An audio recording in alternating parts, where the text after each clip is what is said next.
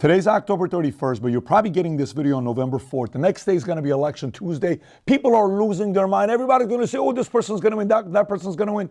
Today, I'm going to give you 25 reasons why I believe based on odds, Trump will win the election, barring a Black Swan event. If you value this video, give it a thumbs up and subscribe to the channel. So number one, newspapers. You ready? USA Today, not endorsing Kamala, they endorse Biden. LA Times, not endorsing Kamala, they endorse Biden. Washington Post, not endorsing Kamala, they endorsed Biden. And they've been for many, many years. They said no. It's so bad that WAPO, even though they knew they were going to take a hit, they have 2.5 million paid subscribers. When Bezos came out and said, we're not endorsing Kamala, not him, the writers, the editor-in-chief, people resigned, people quit. But on top of that, 200,000 paid subscribers said, nope, we're out. We're no longer with you, WAPO. And Bezos still doubled down and said, we're doing this. 200 papers who endorsed Biden in 2020 are not endorsing Kamala. That's not a good sign. Number two, you and I get judged for who we marry, who we befriend as a CEO, who we hire. And imagine if you're about to be a CEO of the biggest company in the world called the United States of America, you're going to get judged for who you choose as your VP. Kamala Harris chose a guy named Tim Walz. Nice guy. My God, he's weird. Trump chose a guy named J.D. Vance. None of us knew about this guy. I mean, we had heard of him, but we didn't know about him. It was a Vivek, Tulsi, or blah, blah. You choose J.D. Vance? Oh, I'm not with it. I don't know about this. You see him on TV. Ooh, he's good. You see him on the debate with Tim Walz. Oh my God, he is good. You see him on Jake Tapper. He destroyed.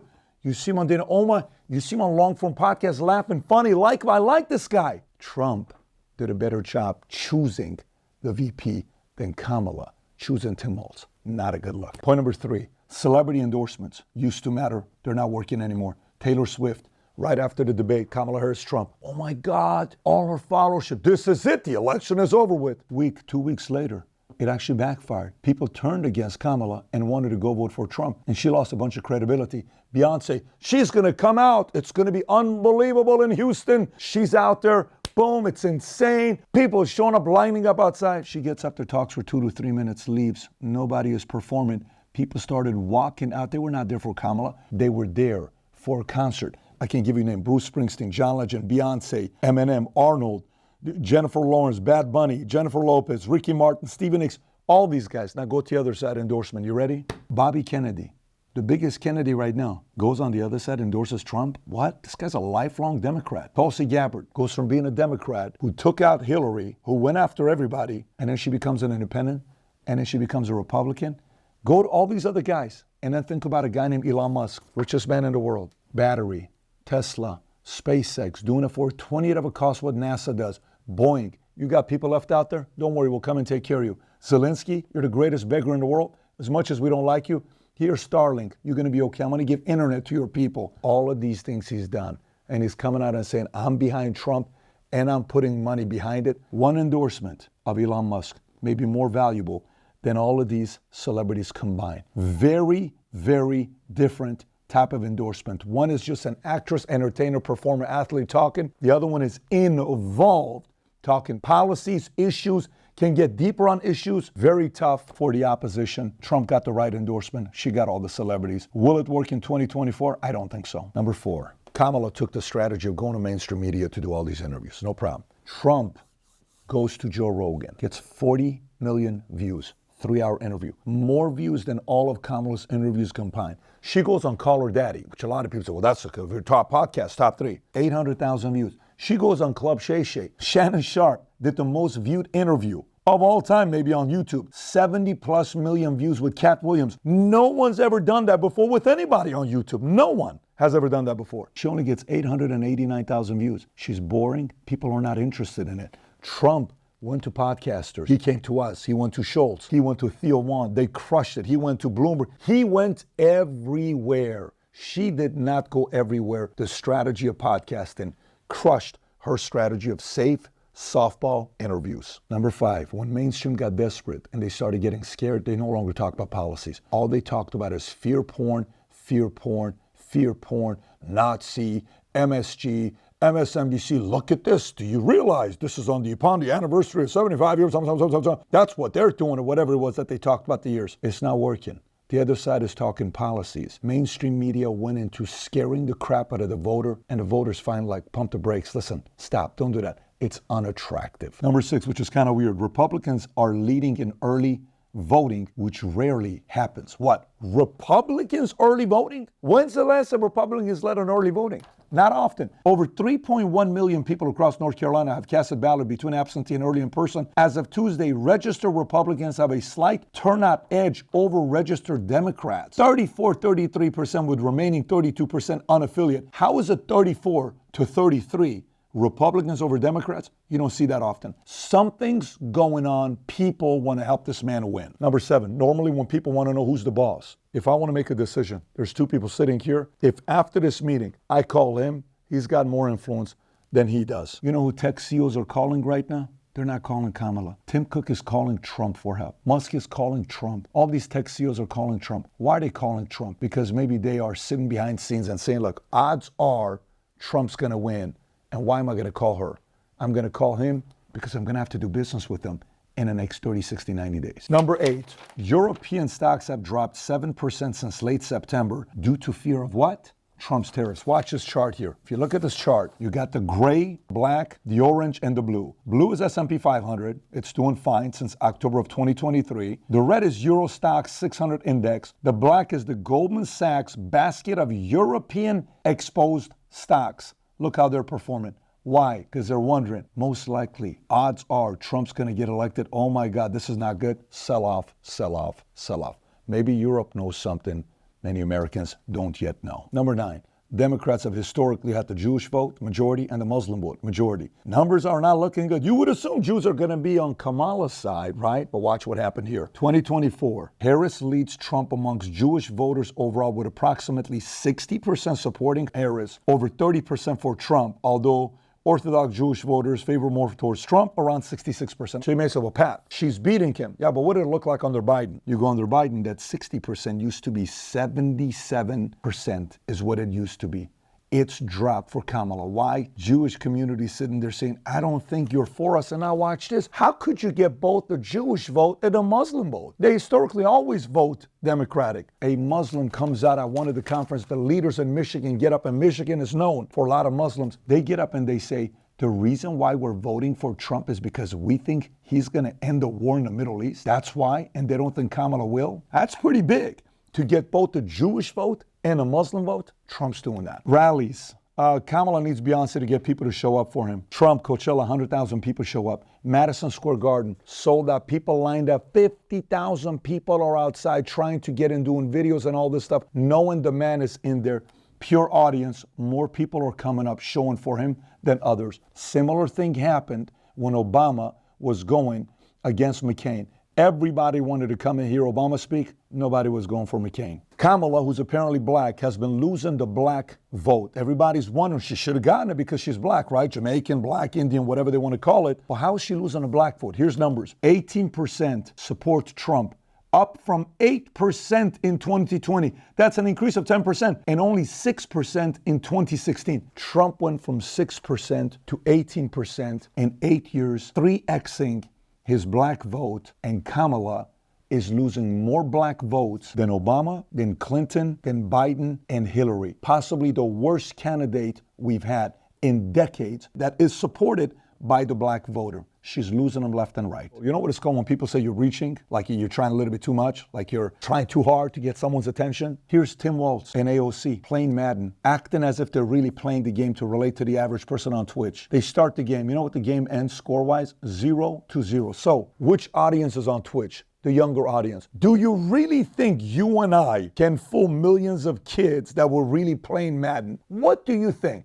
If I went and tried to fool my kids that I'm playing a video game, my 8-year-old daughter will be, Dad, what are you doing on Roblox? That's not how you do this thing here. All it would take is an 8-year-old to realize these guys are gaslighting and pandering to them. They're not buying into this. It's actually a turnoff. And not only that, it shows a lot of desperation, not working. Merch, when it comes down to merch, whose merch are they more interested in? Kamala or Trump? You ready? Here's some data for you. From April to September, Trump branded merch on Amazon sold $140 million worth of merch. You know what she sold? $26 million. So yesterday I'm at the Yankees game. Game 5.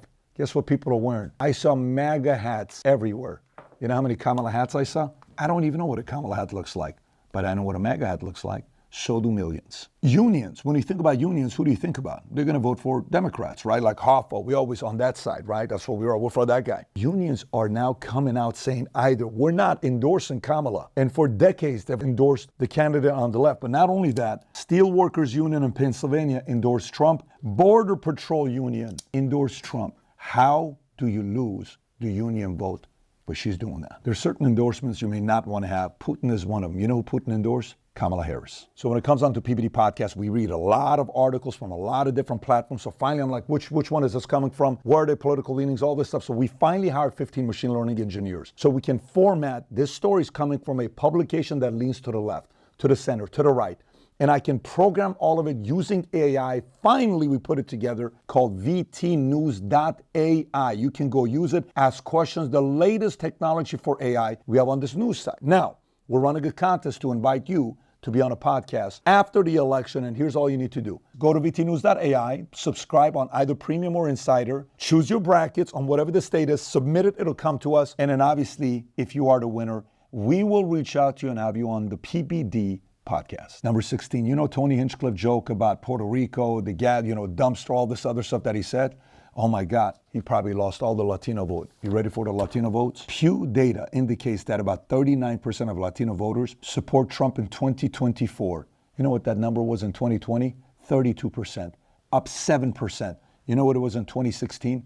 28%, up 11%. More and more Latinos are with Trump. I'm going to combine 17 and 18 together, but here we go. I can understand a comedian getting up and calling Puerto Ricans, and offending them, right? That's a comedian. But you know who's the last person that should call supporters of Trump anything? It's the existing president. You know what Biden said? He called Trump supporters garbage. You know what ended up happening with garbage? It was the #1 trending story on Twitter for 24 hours. That is not going to work. And Trump's always going to capitalize off any crisis. What did he do? He went out there and got a garbage truck. His team got it very quickly. And he put on the garbage truck the vest that he wore, and he gave a speech with it, going on nonstop about it, because President Biden called Trump's voters garbage. Bad move. Some people on the left, including Josh Shapiro, saw it for the first time. You don't say something like this. Frank Luntz said this could be the reason why it flips. A lot of bad mistakes. This was a real big one. He's not helping Kamala. 19, the popular vote is so close. By the way, Republicans have only won the popular vote twice since 1988. You know what it's looking like right now? Harris is leading Trump by around 1 or 2 points nationally, according to averages from 538 and Real Clear Politics. This contrasts to Biden 9-point lead in October of 2020 and Clinton's 6-point lead in October of 2016. Bad for Kamala. 20, states like Virginia and New Hampshire, who are rarely close, are close. Trump could win Virginia, New Hampshire. That's not the case when you're dealing with winning those 2 states. But again, that's a byproduct of a bad, boring candidate. 21, no one in the history of politics has been a bigger troll of being able to get under the skin of their opponents than a guy named Donald Trump. Kamala claims she used to work at McDonald's. There is no proof. Even McDonald's said, we don't have it. And they wanted to come back and try to make it better. We just don't have it. It was so embarrassing that somebody photoshopped an image of a white girl who used to work at McDonald's, and they put Kamala's face on it to show that it was. And all these Democrats started saying, now we have proof, now we have proof, and now we have proof. Guess what X did? It fact checks it, and it puts it right there for you. And this is not Kamala Harris. You know what Trump does? He decides to go to McDonald's, and he wears their uniform. Can I get hired? Goes to drive-through, starts handing food over, becomes one of the biggest stories trending, gets billions and billions of views, that even to the point where the opposition, Bill Maher, all these other guys have to say, freaking A, you got to give him credit to go and do what he did with McDonald's. Basic small stuff that he's doing that the other side's just not doing. 22, Trump said, Rogan, do you want to do the interview or no? Yes. Trump flies to Austin. There's a 3-hour interview, nonstop conversation, finishes it, gets on a flight, goes to Michigan. People are waiting for him for 3 hours, gives the speech, then takes off. Kamala's people, Joe, if you're willing to travel to us, we'll give you 1 hour to do the interview. Joe's like, no, you're in Texas. Why don't you stop by? Let's do something together. And an hour is not enough to get to know you. Why don't we do it for 2 hours? Nope. Doesn't mean she's not going to do it yet. J.D. Vance did it today or yesterday. Trump's already done it. But Kamala so far has said, nope, not interested. Haven't done it. It's unattractive. These are undecided voters for Kamala to win. They're not interested. 23, there's this dinner that's called the Al Smith dinner. That's a great dinner, phenomenal dinner, right? And you go out there and presidents make fun of each other. One of my favorite ones was with Hillary Clinton 4 years ago. 8 years ago, and Trump's up there and says, you know, Hillary bumped into me earlier, and she said, pardon me. And I said, I'll think about it. Everyone starts laughing, including Hillary. Matter of fact, they may even put the clip for you to see it. Between my opponent and me at the debate last night, we have proven that we can actually be civil to each other. In fact, just before taking the dais, Hillary accidentally bumped into me, and she very civilly said, pardon me.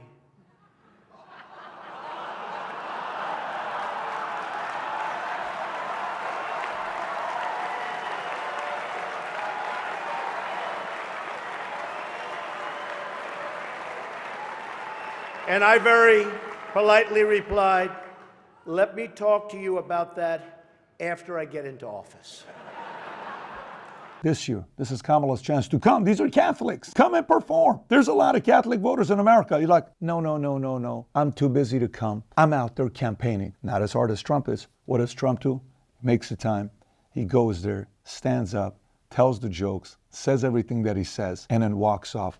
And he says, look, you obviously realize Catholics can vote for her. She's not here today. Obviously, he's poking and he's having fun with it. But for the person that's undecided voter that's a Catholic, guess what they say? I don't want to do this, man. But he showed up, and if she's not going to show up to something like this, is she ever going to show up to? They say she didn't show up to the border. She didn't show up to Rogan. She didn't show up to Elsman. What else is she not going to show up to when she becomes president? Most likely a lot of things. Yeah, you know what? Probably going to vote for Trump. That's very important. Another miss. 24, Democrats chose a candidate called Kamala Harris in a non-democratic way with no primary, but it's democratic. My opinion, if there was a primary, Josh Shapiro, Pritzker, and Whitmer would have all beaten Kamala Harris in the primaries. She would have been 5th place at best. Josh Shapiro, much better candidate for the left. Newsom, much better candidate for the left. Pritzker, billionaire against a billionaire. He could use a lot of different, and he's a fighter from Chicago. Much better. All of these guys would have been better, but guess what? In a non-primary way, the Democrats, who like democracy, choose someone through the primary system that they have. They just said, it's Kamala. Everybody else, get behind her. Not attractive. And last but not least, I got a bonus still for you, but 25. There was a time people were uncomfortable to go change their registration to Republican. What if people find out? I can't have people know I'm a conservative Republican. Look at this chart here. This is from Statista. First time in 20 years. You see what's going on with Republicans? It went up from 41% to 42% to 43% to 44% to 45%, meaning more people identify as Republican than Democratic today. And it used to be Democrats at 52% in 08 under Obama, and Republicans were at 40%. They had a 12% lead, and now Republicans have a 2% lead over Democrats. What happened during COVID turned a lot of people away from Democrats to the Republican Party, and Republicans gladly welcome them. And here's a bonus one. You know what the bonus one is? I watch body language. I've been in business for a long time. I've had teams. I've licensed 60,000 insurance agents, and I'm always watching to see, is he happy? Is he in a good place? Why is he seem bitter? Why is that person? I'm always watching people's body language. I'm in that business. I'm a salesperson. I'm an advisor. I'm a CEO, I'm an executive, with kids, with everybody. In 2020, when Trump was campaigning, he was not happy. He was not having fun. He came from a place of it's not fair. And those things weren't necessarily very attractive to the base. Just watch him right now. He looks like he's having the time of his life. He just looks like he's having fun. And she looks unhappy. She's at an event. And all these people are coming in, doing stuff that they're bothering at the campaign. She doesn't know how to handle it. She's rattled. She almost doesn't want to do interviews. She's uncomfortable. Trump is just in flow state right now. And when you're in flow state and you're having fun and you're in a happy place, it's attractive. People want to see you win. It's kind of what's happening right now. And I think that's the X factor, maybe more than all these other things I just talked about. Share this video with some people because it's last minute, who are undecided. Let them decide for themselves whether they're going to say, you know, it kind of makes sense. I'm going to go this direction.